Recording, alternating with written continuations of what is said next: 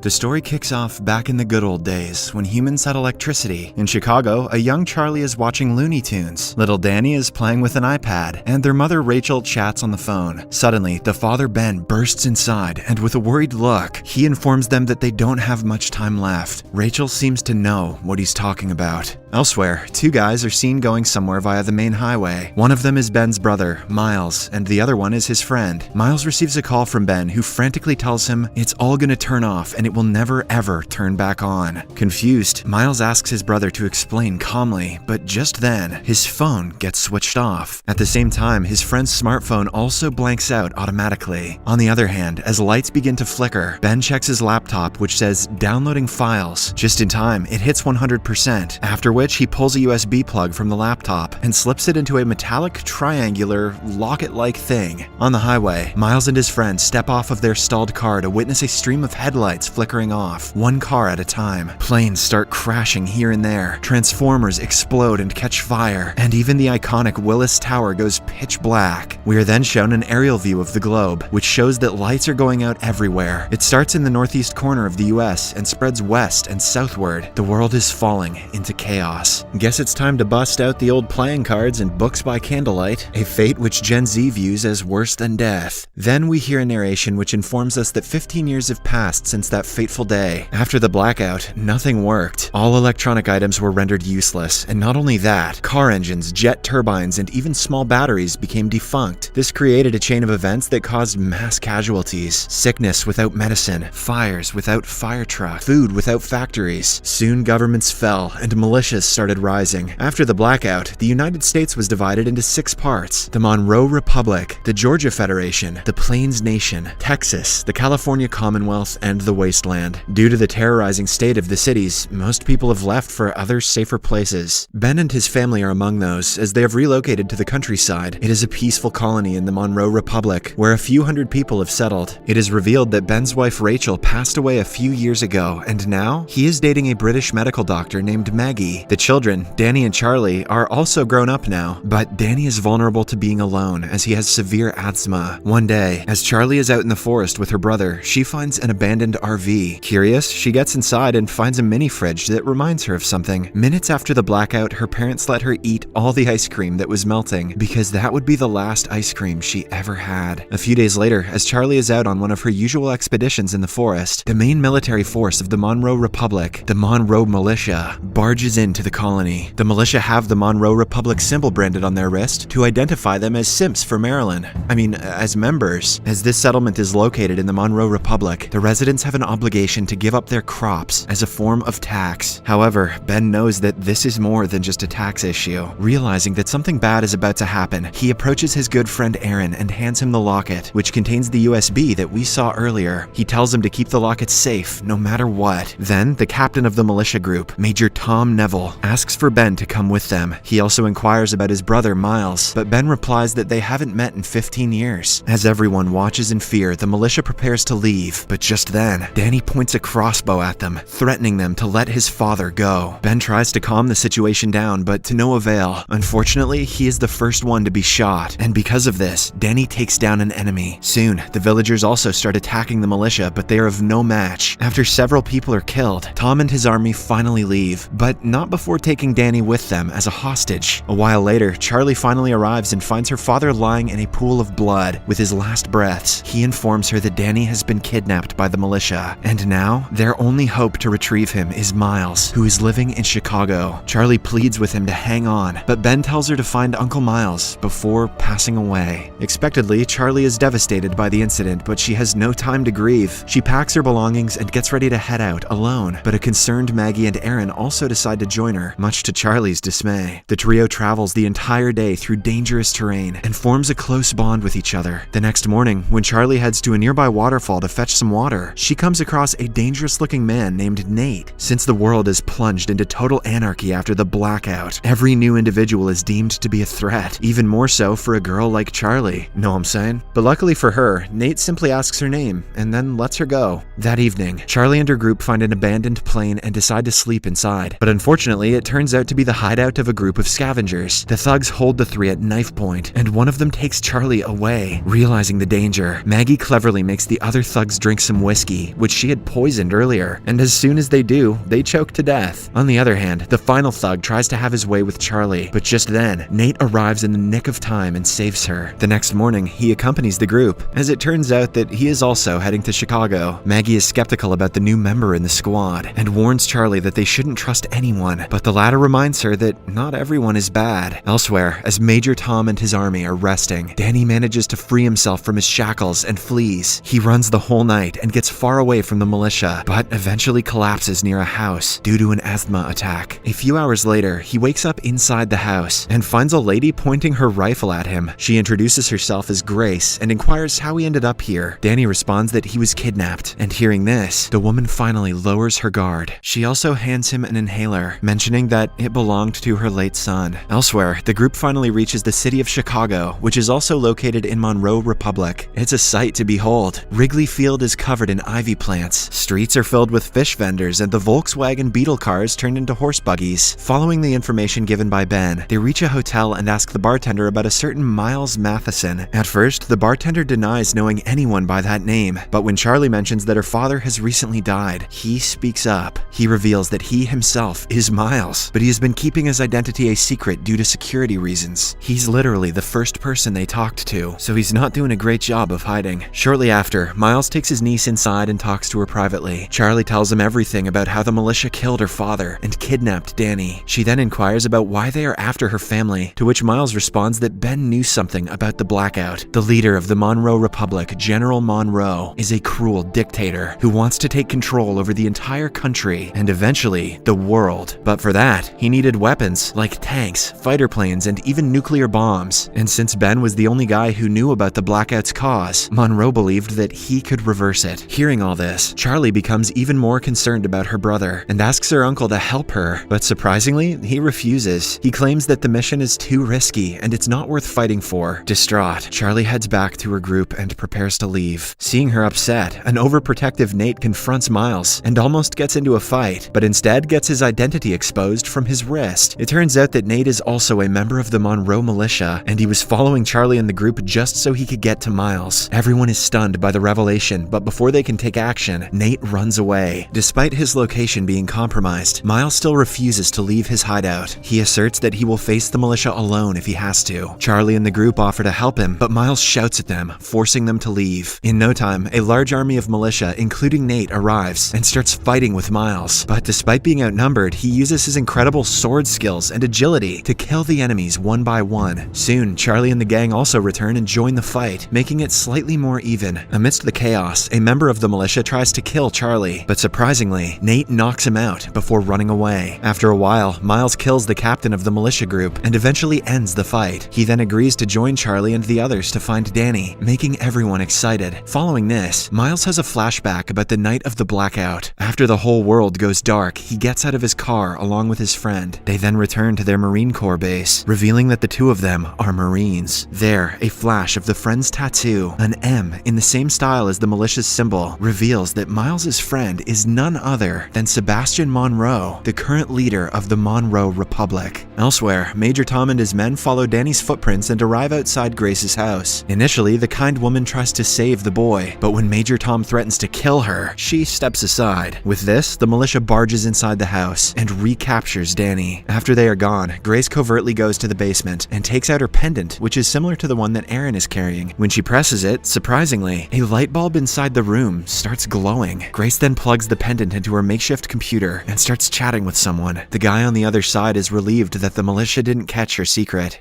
Elsewhere, Miles leads the group to a tavern. He is looking for a former associate named Nora, who supposedly is a master in creating explosives. Miles tells Charlie that if they are to rescue Danny, they will need a skilled fighter like Nora. At the tavern, he is suddenly attacked by a few bounty hunters, but once again, he comes out on top. He then chokes one of the men and forces him to reveal Nora's location. It turns out that she has been apprehended by the militia and is currently working as a slave. At night, Miles decides to go on the journey alone, claiming that it is too dangerous. He then tells the rest of the group to meet in exactly 2 weeks in Lowell, Indiana. However, the next morning, when Maggie and Aaron wake up, they find out that the stubborn Charlie has also left, much to their annoyance. Left with no other options, Aaron finally shows Maggie the pendant that Ben gave him. He also reveals that Ben instructed him to meet a woman called Grace in Grant Park, Illinois. Although the two are still worried about Charlie, they assume that she will be fine and instead head to Grant Park to find Grace. Along the way, the two talk about how Grace could be the key in restoring energy back to the Earth, and they get excited. On the other hand, as Major Tom is leading his army back to their base, a gunshot is heard. Hence, he changes course and follows the sound until he reaches a small house. It turns out that in this Monroe Republic, civilians can't own guns and ammunition. This is the reason why everybody uses crossbows and other short-range weapons. To make a statement, Major Tom threatens the owner of the house to give up all of his weapons. Realizing that he will be killed anyway, the man shoots one of Tom's men before getting shot himself. As all of this transpires, a terrified Danny looks on. At the militia's base, we are formally introduced to General Monroe. He is the main evil behind all this cruelty and is longing for world domination. Monroe interrogates a civilian about the shortage of weapons, but when the scared man doesn't answer, he brutally finishes him off. Later, he enters a room and approaches one of his workers. She is revealed to be Ben's wife, Rachel, who is assumed by everyone to be dead. Monroe breaks the news that Ben has passed away, and hearing this, Rachel gets visibly upset. Meanwhile, Charlie travels the whole day in the forest and eventually finds her uncle. As expected, Miles is angry at her for disobeying his orders, but when Charlie mentions that her brother is prone to asthma attacks, he calms down. Soon, the two come across a large number of slaves, who are apparently transporting a helicopter. It turns out that General Monroe is so sure that the energy will return someday that he has already started preparing himself for world domination. Among the slaves is also Nora, but saving her will be difficult as there are several guards, one of whom is carrying a sniper rifle. Despite the risks, Miles is adamant on saving his friend. He waits until the night and sets his plan in motion. At first, he creates a distraction and lures away the guards. Then, he sneaks near the slaves and eventually frees Nora. But, to his dismay, he learns that Nora had voluntarily become a slave, as she wanted to steal the sniper rifle. Snipers are an extremely rare weapon in this world. After a bit of catching up, Miles tells Nora that he needs her help in rescuing his nephew. She immediately agrees, but in return, asks his help to retrieve the sniper rifle. Miles is reluctant, but he has no choice but to agree. After a while, the three head to a nearby hut and start planning. Using gunpowder, Nora makes a makeshift weapon which will be used to kill the guard with the sniper. However, the problem is that the weapon will be effective only from a few meters. This means that someone will have to approach the guard and shoot him. Miles and Nora will easily be detected, and that leaves Charlie as the only viable option. Before leaving, Miles assures her that they will take out the rest of the guards as soon as she makes the kill. Shortly after, Charlie hides the weapon inside her sleeves, pretends to be a lost traveler, and approaches the guards. She then gets near the guard with the sniper and takes him out immediately. And before the other guards can do anything, Miles and Nora ambush them and finish them off. After the altercation, as the slaves are being freed, Nora reveals that she stole the sniper for the rebels, a bunch of patriotic folks who want to liberate the country from the militia. At Grant Park, as Grace is typing on her computer, someone barges inside her house and confronts her. He also has a locket like hers, which is releasing energy into his taser stick. On the other hand, Miles tries his best to convince Nora to leave the rebel gang, but she refuses. Here, it is revealed that the two were a couple once, but had to break up after the blackout. I guess not being able to scroll their socials during dates made them realize they didn't like each other. Shortly after, they arrive at a rebel base, which is ironically led by a holy pastor. The pastor is happy that Nora brought the sniper, but shares the bad news that their army has just been ambushed. When the group gets inside the base, they find several men, either dead or severely injured. The pastor also reveals that one of the men is missing, and hearing this, Miles tells everyone to leave the place immediately. He believes that the militia is interrogating their man, and it is only a matter of time before their location is compromised. Nora agrees, but asks for 30 minutes, as they have to patch up the wounded men. Unfortunately, their decision turns out to be fatal, as after just a few minutes, the militia, led by Captain Adam, shows up. To buy them some time, Miles orders their best shooter to head upstairs with the sniper. The plan works, as the guy starts taking down several of the militia's men, forcing them to retreat. The standoff lasts so long that it has now become night. Inside the base, Miles and the group are trying to make a tunnel through the wall so that they can get to the other side. However, their plan fails miserably when the wall becomes loose and falls into the hole they just dug, hence destroying their hard work. At the same time, the sniper on the roof also gets killed. Soon, Captain Adam and his men barge into the base, but Miles, busting out those badass sword chops again, brings down some of the men and takes Adam hostage. He then then ties him up in a room and starts thinking of a way out. Surprisingly, Adam recognizes Miles, leaving everyone in the room shocked. Charlie asks how they could know each other, and in a shocking turn of events, Adam reveals that Miles was the former right-hand man of General Monroe. In fact, he is the one who trained the entire militia, and that is why they are so deadly. But despite the revelation, Miles is focused on getting them out. He proposes a deal in which he will surrender himself to the Monroe militia, and in exchange, his group will be left unharmed. For some reason, Adam accepts, probably because he's lying, and soon, Miles is taken away. A flashback then shows that 2 weeks after the blackout, Miles left for Chicago in search of his brother, and his best friend Monroe also followed him. Along the way, they came across two men severely beating up a man. Being the nice guy that he is, Miles approaches them, takes out his gun, and shoots them dead. After this, the two friends help the victim up, who is revealed to be none other than Captain Adam. This is why he respects Miles, despite their current indifferences. Back in the present, as the militia is escorting Miles to their base, they come across a bridge. Suddenly, an explosion occurs, and while everyone is startled, Nora and Charlie arrive and rescue Miles. Before leaving, they set off another explosion to ensure that they will not be pursued. Elsewhere, Maggie and Aaron, who are on a mission to find Grace, finally reach her house, but find it abandoned. Aaron, who is revealed to be a former Google employee, knows a great deal about computers. So when he heads to the basement, he notices Grace's computer and immediately finds out that it was recently built, indicating that the place had electricity. However, when he analyzes the machine for hours, he gets no clues. Tired, Aaron goes upstairs and shares his disappointment with Maggie. Just then, his pendant starts glowing, and some nearby headphones start blasting a song. The episode ends as Maggie's iPhone also comes to life, because of which she sees her children after years.